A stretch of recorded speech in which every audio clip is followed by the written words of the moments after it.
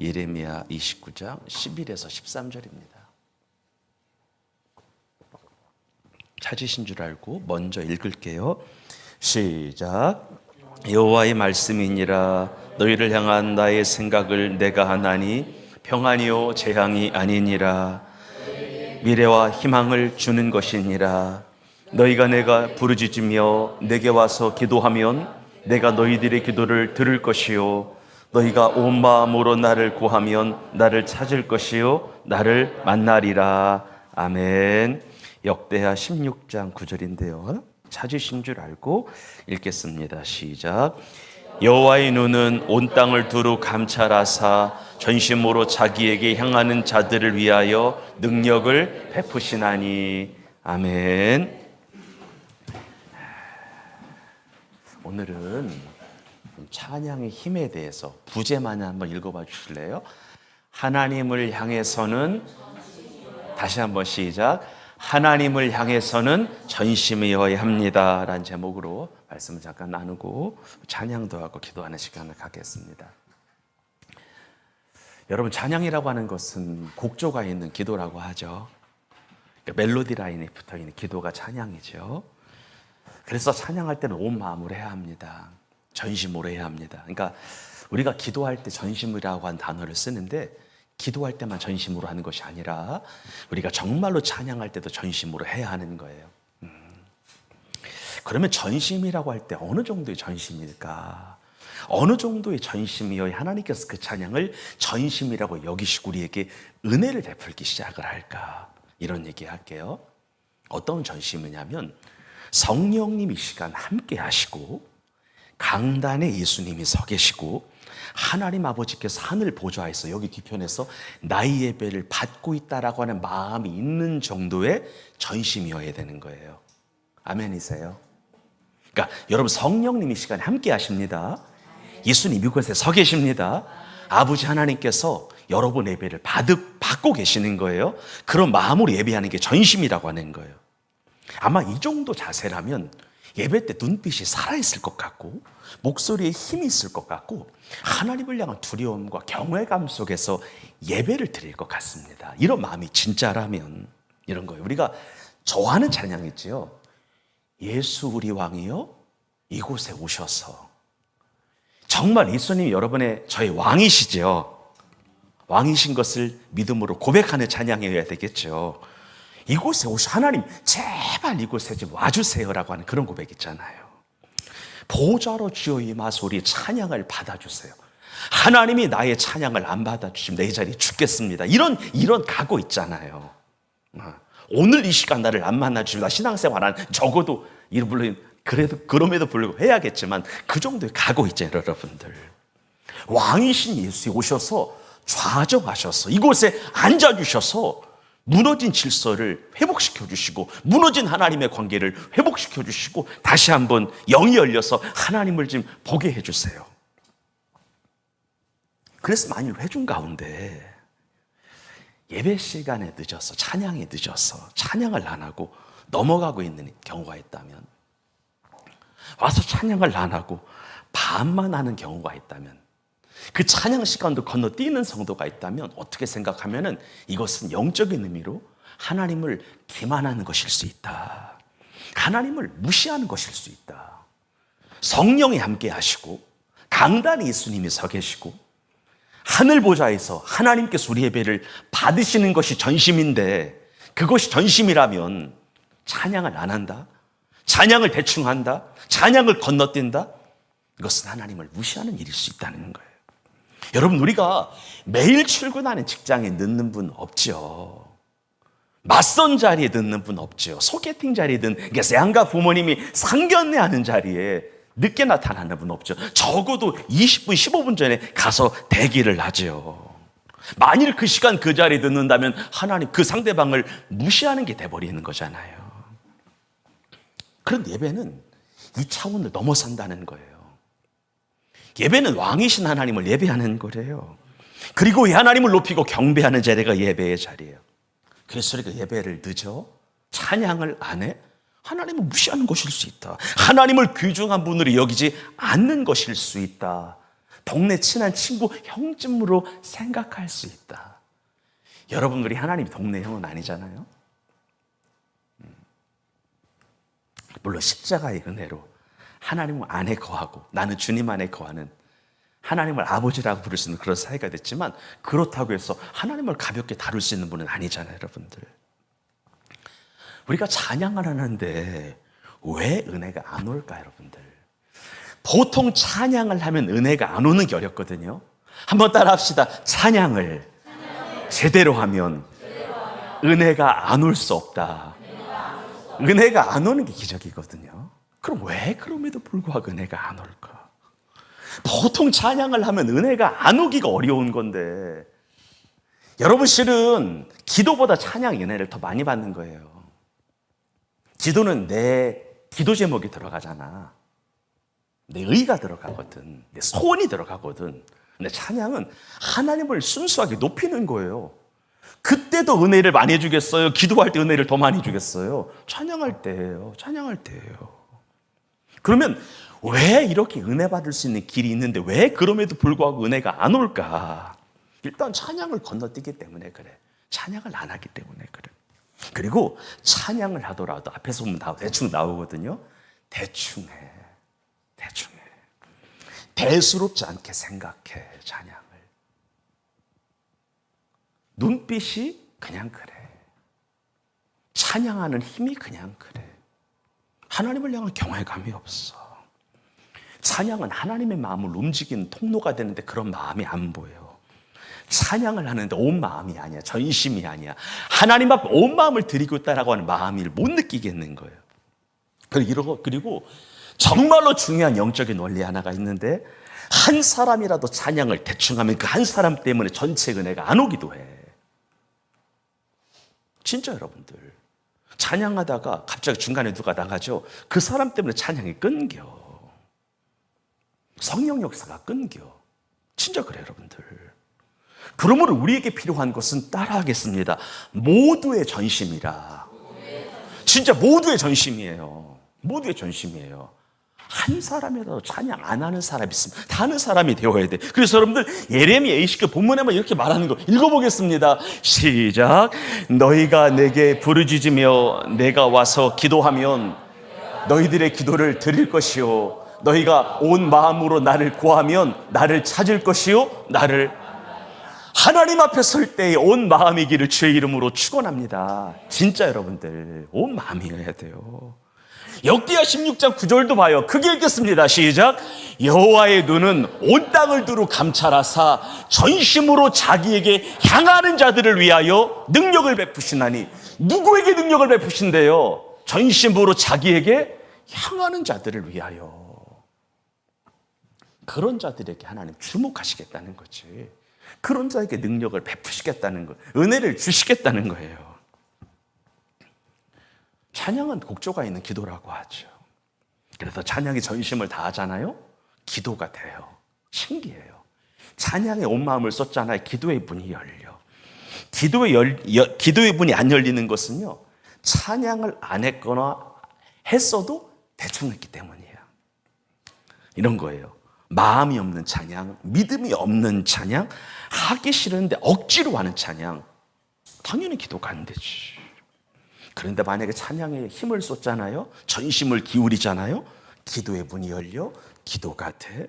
그래서 기도가 되면 뭐가 좋으냐? 성령께서 은혜를 주셔서 말씀을 깨닫게 하셔. 예배를 통해 얻는 것이 있어. 깨우침이 있어. 깨달음이 있어. 은혜가 있어. 하나님의 음성이 있어. 해결이 있어. 치유가 있어. 회복이 있어. 따라합시다. 찬양과 기도와 말씀은 하나라. 하나예요. 다 떨어진 게 아니라 하나예요. 찬양이 돼야 기도가 돼. 기도가 돼야 말씀을 깨달아. 내 말씀이 돼. 그런데 찬양을 제대로 안 해? 기도의 문이 안 열려? 성령의 은혜가 안 와? 말씀을 절대 못 깨닫지. 그래서 우리의 믿음에, 우리의 신앙생활에 평생에 있어서 변화를 못 보는 이유가 여기에서 비롯되는 거예요. 평생 그렇게 살다 끝나는 거예요. 제가 성도님들의 신앙을 보면서 안타까울 때가 가끔 있는데 저렇게 교회를 왜 다닐까 생각이 가끔 들 때가 있어. 저렇게 믿음 생활하면 안 되는데 생각이 진짜 들 때가 있어요. 여러분은 이런 마음은 안 되는 거예요. 교회 나오는 시간이 아깝다라고 하는 마음이 드는 순간 전심이 아닌 거야. 아멘 합시다. 진짜 여러분들, 교회 차라리 여기 집에서 있고 싶다 이런 마음이 드는 전심이 아닌 거야. 그런 경우는 차라리 집에 있는 게 나을 수도 있어. 그렇다고 집으로 가라는 얘기는 아니에요. 근데 그런 마음이 진짜 들어요. 내가 주일날 교회 오는데 교회 가는 발걸음이 무거워. 예배 드리는 시간이 아까워. 더 피곤함이 쌓이는 것 같아. 이게 전심일까 여러분들? 이게 아니지. 제가 간혹가다 집회인도를 나보게 되면 100명 예배를 드린다 쳤을 때 100명 중에 30명에게 귀한 은혜가 오고 10명에게 행하는 은혜가 와. 딱 30%예요. 100명 예배를 드리잖아요. 근데 30명에게 귀한 은혜가 일단 와. 근데 그 중에서 10명만 행하는 은혜, 삶을 바꾸는 은혜가 와. 그럼 누구에게 그런 은혜를 주실까? 예배의 주인이 하나님이심을 알고 하나님만이 나의 생명줄임을 알고 전심으로 하나님을 예배할 때 그런 자에게 하나님이 은혜 주시는 것을 믿으시기를 바랍니다. 역대하 20장을 보게 되면은요, 남유다라고 하는 나라 여호사밧 왕의 이야기가 나와. 어떤 왕이요? 여호사밧 왕의 이야기가 나와. 남유다의 여호사밧이 나라를 다스릴 때 남유다가 큰 위기를 맞아.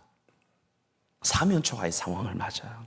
우리나라로 지금 이런 거예요. 갑자기 여러분들 드라마 방영되다가 예능 방영되다가 갑자기 모든 채널이 뉴스로 바뀌더니 비상상황 이런 거 있잖아. 예를 들어서 중국이 대만을 침공하였더라. 아니면 북한과 중국과 러시아 연합군이 대한민국을 넘어왔더라. 이런 예를 들어서 이 정도의 위기가 여호사밧이 다스리던 남유다 때 있었다라고 하는 거야.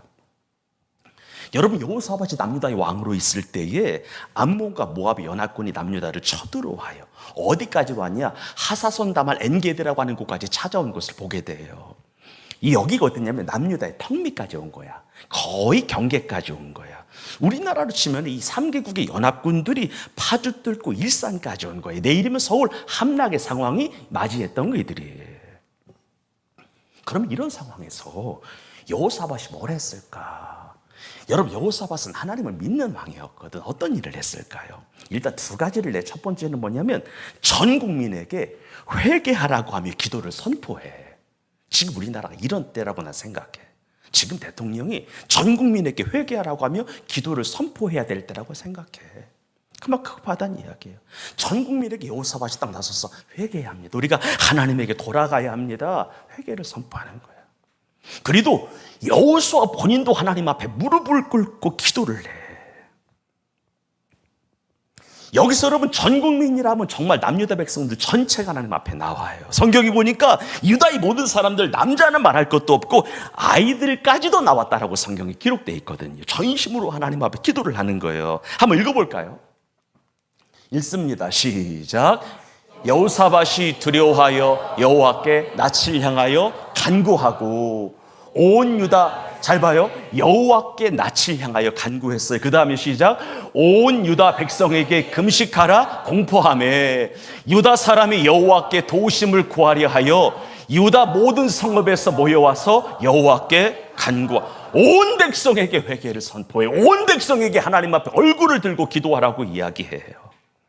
그러면서 여호사밧 왕의 유명한 기도가 나와. 이 기도를 우리가 진짜 해야 되는데 앞으로 우리 크게 읽겠습니다. 여호사밧이 하나님께 기도하는 거예요. 그게 시작. 우리 하나님이여 그들을 하나님 3개국의 연합군 우리나라에 쳐들어왔습니다. 그래서 하나님 그들을 징벌하지 아니하시나이까. 그 다음에요. 시작. 우리를 치러오는 이 큰 무리를 잘 봐요.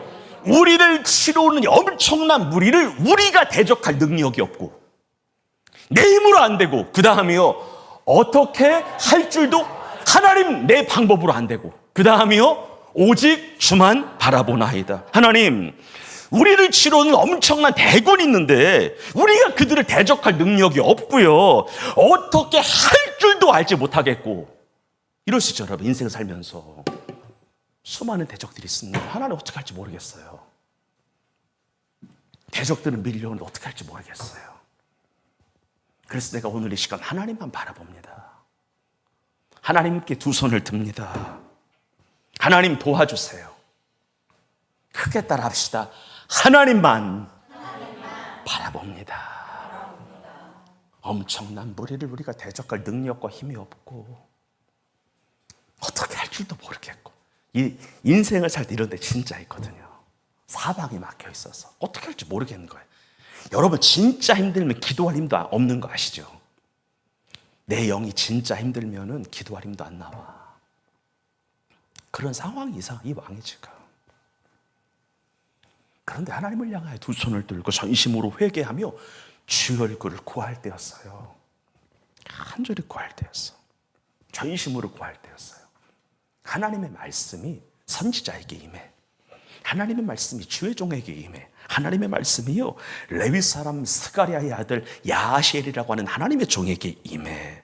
그러면 하나님께서는 선지자 야하시엘을 통하 여호사밧에게 어떤 말씀을 하셨을까? 우리 15절의 말씀인데요, 읽겠습니다. 크게 시작. 야하시엘이 이르되 온 유다와, 죄송해요, 다시 한번 시작. 야하시엘이 이르되 온 유다와 예루살렘 주민과 여호사밧 왕이여 들을지어다. 여호와께서 이같이 너희에게 말씀하시기를 너희는 이 큰 무리로 말미암아 두려워하거나 놀라지 말라. 이 전쟁은 너희에게 속한 것이 아니요 하나님께 속한 것이라. 아멘. 놀라지 말라, 두려워하지 말라. 이 전쟁은 너희에게 속한 것이 아니라 하나님께 속한 것이다. 무슨 말이에요? 이 전쟁은 더 이상 너희의 전쟁이 아니라 나 여호와의 전쟁이다. 이 전쟁은 너희의 일이 아니라 나의 일이다. 이 전쟁은 남유다의 전쟁이 아니라 하나님의 전쟁이 되었다라고 하는 거예요. 여러분, 하나님께서 우리에게 있는 전쟁을, 지금 우리가 수행하고 있는 전쟁을 나의 전쟁이 아니라 하나님 여호와의 전쟁이라고 여기기를 원하시죠? 원하시죠? 원하시죠? 지금 내가 하고 있는 믿음의 싸움을 단순한 나의 싸움이 아니라 하나님의 싸움으로 바꾸기를 원하십니까? 그러면 내 생각을 진짜 버리시기를 축원해요. 내 계획 버리시기를 바라요. 고집 버리시기를 바랍니다. 그리고 하나님께 매달리기 시작하는 거예요. 여호사밧이 하나님께 기도한 것처럼 우리를 치러오는 큰 무리를 대적할 능력이 없고 어떻게 할 줄도 모르겠고, 그래서 내가 하나님만 이 시간 바라봅니다. 기도하는 거예요. 그러면 어떤 일이 벌어지게 되냐면, 크게 따라해요. 나의 문제가 주님의 것이 된다. 이런 은혜가 있기를 축원합니다. 나의 문제가 주님에게 가기 시작하는 거지. 그때부터는 주님이 더 이상 너의 문제라고 여기지 않아. 아, 그래, 네가 나를 존중해, 인정해, 내게 맡겨? 그러면 나의 전쟁으로 여길게. 내가 할게. 앞으로 내가 일할게. 내가 싸울게. 걱정하지 마. 왜 우리 인생 힘들까? 왜 우리 인생이 고통당할까? 하나예요. 내 문제를 다 내가 끌어안고 있으니까 그래. 옆 사람 좀 축복합시다. 하나님께 맡겨. 하나님께 맡겨. 내 문제를 하나님께 맡기지 못하고 내가 하려고 하니까 답도 없어. 해결책도 없어. 점점 꼬여만 가. 물론 어떤 성도님들은 목사님 하나님께 맡겼는데요 라고 말하는 성도는 있을지 몰라. 그런데 여러분 자신에게 솔직해지셨으면 좋겠어. 맡긴 적이 없어. 제대로 하나님께 맡긴 적이 없어. 태균아, 하나님께 맡겨야 된다. 정말이야. 맡기는 신용을 하면 안 돼. 진짜 맡겨야 돼요. 이 자리를 빌어 여러분에게 물어보고 싶어요.